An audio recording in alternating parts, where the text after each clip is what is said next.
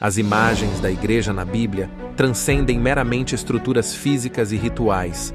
Elas oferecem uma visão profunda e espiritual do relacionamento entre Deus e seu povo.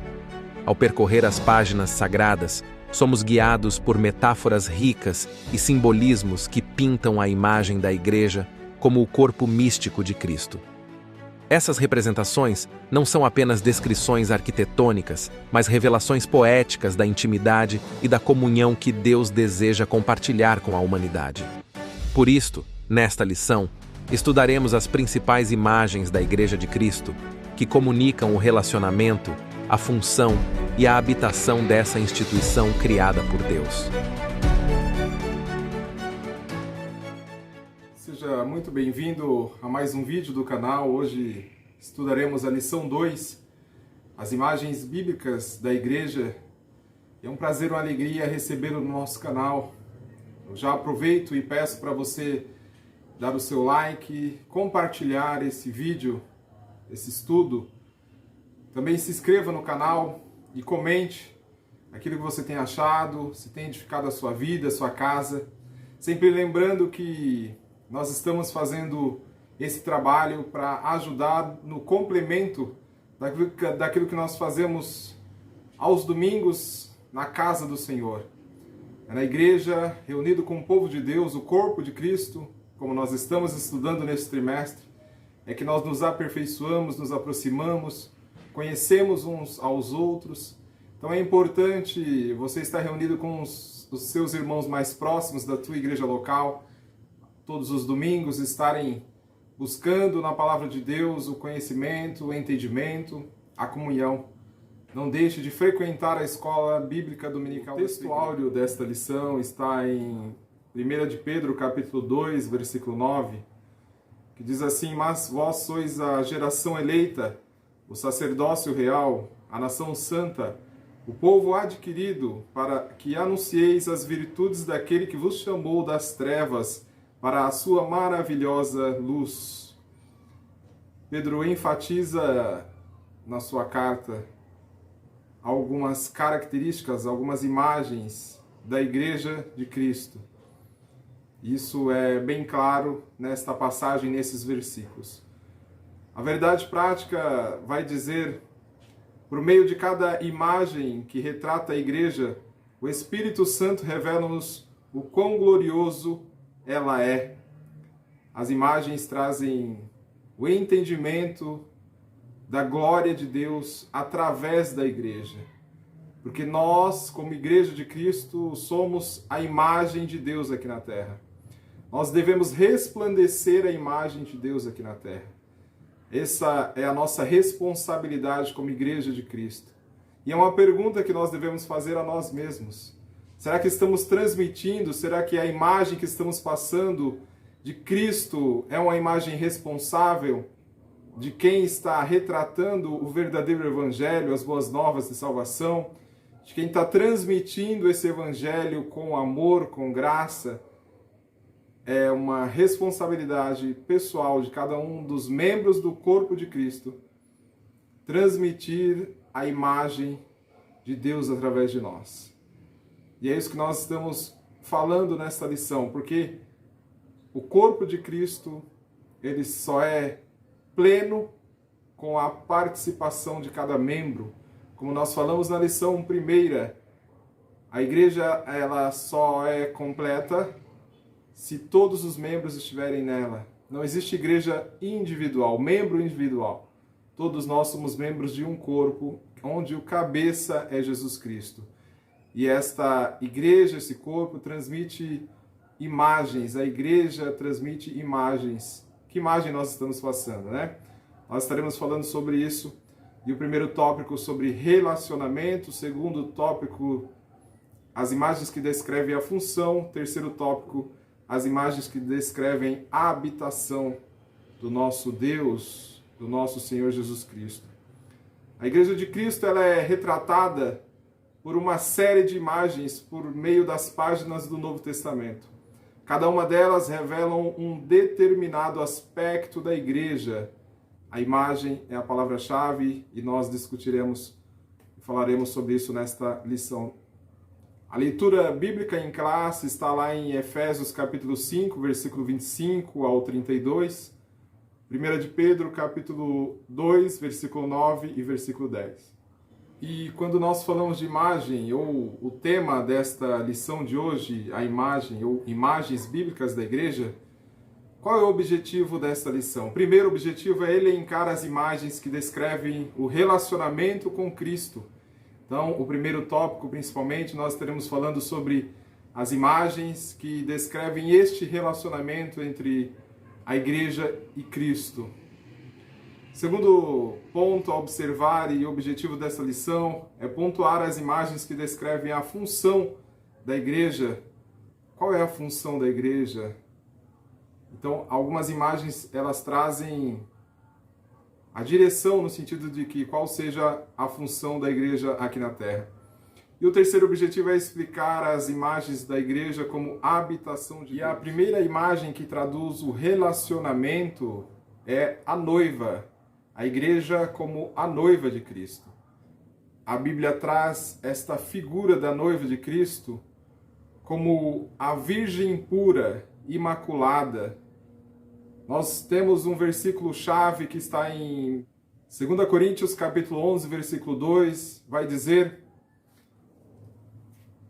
porque estou zeloso de vós como o zelo de Deus, porque vos tenho preparado para vos apresentar como uma virgem pura e a um marido, a saber, a Cristo. A palavra grega parthenos, traduzida neste versículo como virgem pura, é usada em relação a uma donzela que ainda não contraiu núpcia ou matrimônio, uma donzela, uma noiva que está em castidade, que é pura, que é fiel.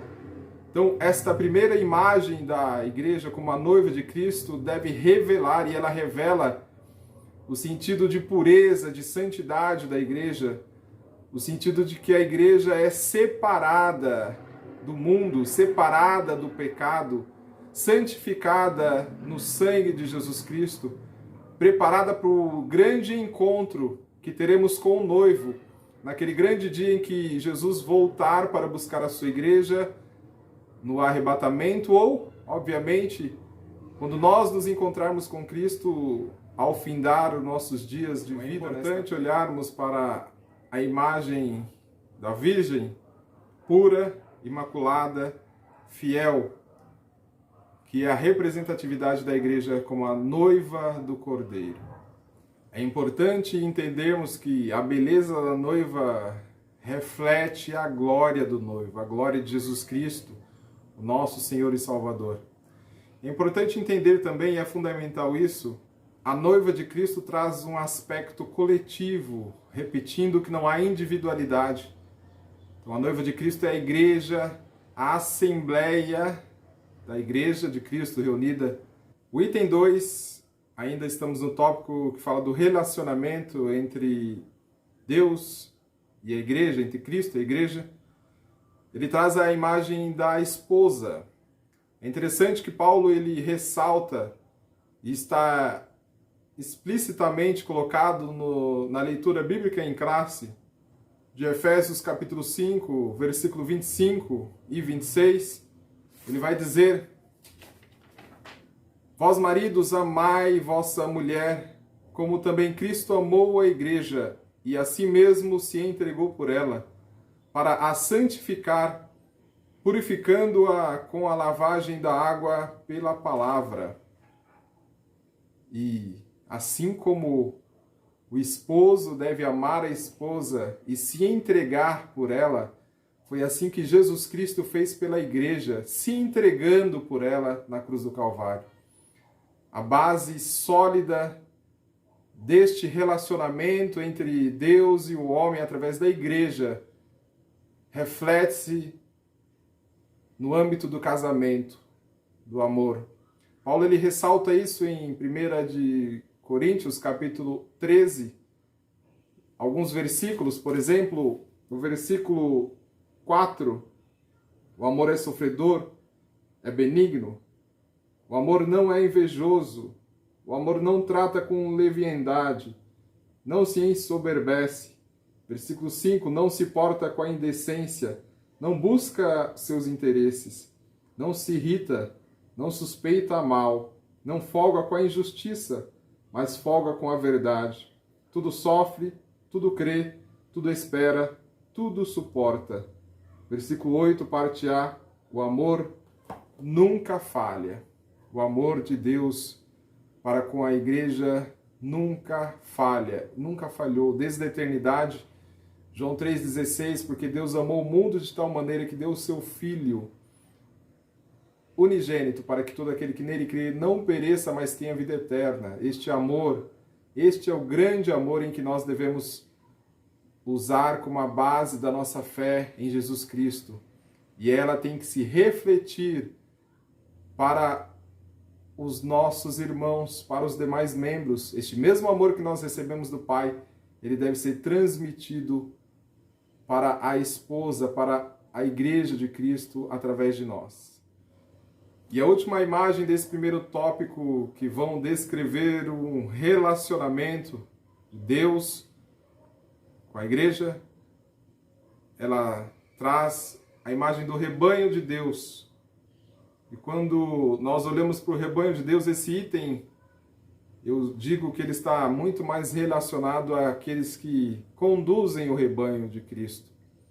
Nós olhamos como referência Atos dos Apóstolos, capítulo 20, versículo 28, que está escrito desta forma: Olhai, pois, por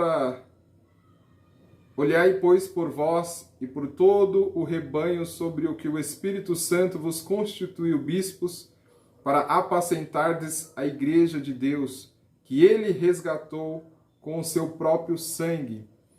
Eu digo que, como pastor, esta é uma responsabilidade muito grande. A responsabilidade de conduzir o rebanho de Cristo. O rebanho não é meu, não foi eu que comprei, não é o pastor local da sua igreja que te comprou, mas Jesus Cristo nos comprou como filhos na cruz do Calvário, através do seu sangue, através da sua morte expiatória, ressurreição ao terceiro dia. Mas ele nos comprou e nós devemos conduzir a igreja com entendimento, com sabedoria, entendendo que esse rebanho foi comprado por Cristo pelo sangue do Cordeiro, né? Então esse item 3, ele fica mais relacionado, eu sempre digo, aos pastores, à liderança, lideranças dos departamentos. Você que almeja, e tenho certeza que já tem o seu chamado entendido em seu coração de que irá liderar a sua igreja local, liderar uma igreja, liderar um grupo. Aí em 1 de Pedro, capítulo 5, a outra recomendação, capítulo 5, versículo 2, versículo 3, vai dizer assim: Apacentai o rebanho de Deus que está entre vós, tendo cuidado dele, não por força, mas voluntariamente, nem por torpe ganância, mas de ânimo pronto, nem como tendo domínio sobre a herança de Deus, mas servindo de exemplo ao rebanho. No tópico 2, nós veremos as imagens que descrevem função da igreja, do corpo de Cristo. É interessante que Deus ele tinha o seu povo no antigo pacto, e no novo pacto também tem o seu povo, que é a igreja, o povo de Deus resgatado por Jesus Cristo. E o primeiro item que nós estaremos falando é a geração eleita. A palavra grega, genos, traduzida aqui como geração, também possui o sentido de raça, ou povo, ou uma geração independente de cor, sexo, status social, independente de nacionalidade. Nós somos um só povo, o povo de Cristo. Nós somos a geração eleita. E é isso que esta primeira imagem nos transmite no sentido de função da igreja. Nós somos esta geração separada do mundo para levar as boas novas de salvação. Sacerdócio real. A igreja de Cristo, nesta imagem de função da igreja, ela, assim como no antigo pacto existia a tribo de Levi com a função sacerdotal de oferecer incenso, sacrifícios ao Senhor, sacrifícios agradáveis ao Senhor, a igreja de Cristo também tem esta função ou como a própria lição vai dizer, né? Agora todo cristão tem o privilégio de queimar o incenso, isto é, de exercer um ministério de oração e intercessão diante de Deus, como referência a Salmos capítulo 141, versículo 2. Nós temos esse privilégio como igreja de levar as nossas orações diante do Senhor. Ele, através da sua palavra, nos dá vários direcionamentos nesse sentido, como, por exemplo, Mateus capítulo 7, versículo 7, Jesus Cristo orientando o seu povo, os seus discípulos no Sermão do Monte, vai dizer: pedi, dar-se-vos-á, buscai e acharei, batei e abrir-se-vos-á, porque aquele que pede, recebe, o que busca, encontra, o que bate, a porta se abre. O Senhor Jesus Cristo, em todo o seu ministério, nos ensina a buscar, a orar, a interceder. Ele, com a parábola, por exemplo, do juiz iníquo, nos ensina que nós devemos estar diante dos pés do Senhor, nos humilhando em oração, buscando. E ele, como um pai amoroso, diferente daquele juiz iníquo, que, sendo mau, ele concedeu o desejo daquela viúva que buscava e clamava, ele estará nos atendendo pelas nossas orações. A palavra do Senhor é clara em nos ensinar que nós devemos buscar ao Senhor, sem subterfúgios, sem terceiros, diretamente com o Senhor. O item 2 das imagens que descrevem a função da igreja vai falar sobre o corpo de Cristo. Nesta imagem do corpo de Cristo, é importante ressaltarmos a harmonia do corpo de Cristo. Primeira carta de Paulo aos Coríntios, capítulo 12, versículo 12, vai dizer: porque assim como o corpo é um e tem muitos membros, e todos os membros, sendo muitos, são um só corpo, assim é Cristo também.